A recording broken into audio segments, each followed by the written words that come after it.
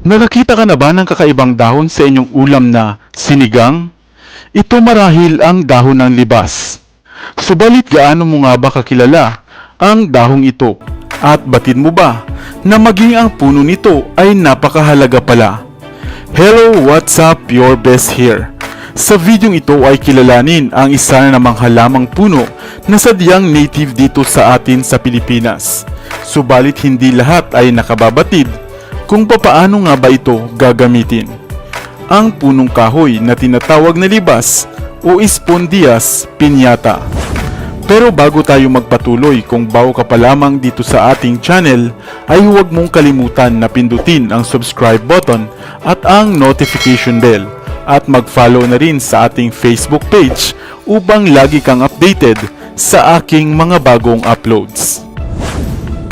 Ang libas o lubas, kung tawagin sa ilang panig ng bansa, ay tinatawag ring hog plum o wild mango, sapagkat ito ay kadalasang pinapakain nga sa mga baboy at mayroong maasim na bunga na gaya nga ng samangga.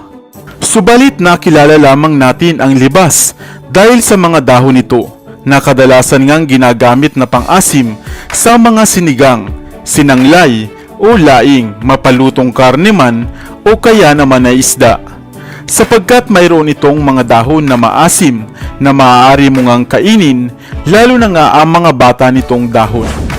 At ang mga bunga naman nito ay mayaman sa beta-amerin, oleanolic acid at amino acid na maraming benepisyo sa kalusugan ng tao. Kaya naman halika at isa-isahin pa nga natin ang mga gamit ng punong ito, ang puno ng libas. Batid mo ba na mainam na pangbanlaw sa pagliligo, lalo na ng mga buntis o ng bagong panganak, ang pinagpakuluan ng dahon ng libas? Maaari mo naman itong durugin at itapal sa mga bahaging nananakit dulot ng mga rayuma. Samantalang kung kayo naman ay mayroong irregular na buwan ng dalaw o menstruation, maaari mo ring inumin ang tubig na pinaglagaan ng mga sanga o katawan ng punong ito. At mainam din ito para sa mga palagiang sumasakit ang sikmura o tiyan o hindi natunawan. Mainam ring ipainom ang juice o ang katas ng bunga nito sa mga nagsusuka at nahihilo at panlunas rin sa mayroong masakit na tenga. Samantala ang bunga naman nito kapag nahihinog ay masarap, at kung hilaw pa nga ito ay maaari mo namang gawing pickle kasama ng iba pang mga prutas at gulay. Hindi ba't marami palang gamit ang libas? Pagkain na, gamot, at mainam pa sa ilang kondisyon sa katawan. Kaya naman kung mayroon kang tanim nito sa bakuran, ay iyo itong alagaan. Sa inyong lugar, libas din ba ito kung tawagin? Sana ay may bago kang natutunan sa videong ito.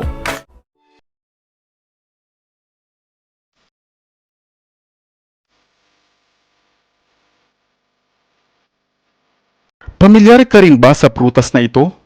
O baka ngayon mo nga lamang ito narinig? Ito ang prutas na katmon o tinatawag ring elephant apple sa Ingles. Isang kakaiba at pambihirang prutas dito lamang sa Pilipinas, at kung sakali na makita mo nga ito, ay di mo rin ito marahil papansinin. Subalit alam mo ba na ang punong ito o ang prutas na ito ay isang kapaki-pakinabang na halamang puno dito sa atin sa Pilipinas, makakain at gamot sa ilang karamdaman. Hello, what's up? Your best here. Sa videong ito ay kilalanin natin ang prutas na katmon at ang mga pambihira nitong gamit at pakinabang. Katmon o Delinia philippinensis, Philippine Simpo o elephant apple kung tawagin. Isang puno na may kadalasang taas na 15 talampakan. Mayroong mga makikintab na dahon at mapuputing bulaklak. Karaniwang ginagawang garden tree ang punong ito, o kaya naman ay itinatanim sa bakuran sapagkat mainam itong lilim at napakagandang tanim sa bakuran. Karaniwang tumutubo ang puno ng katmon sa mga malalamig na kabundukan, lalo na nga sa mga probinsya.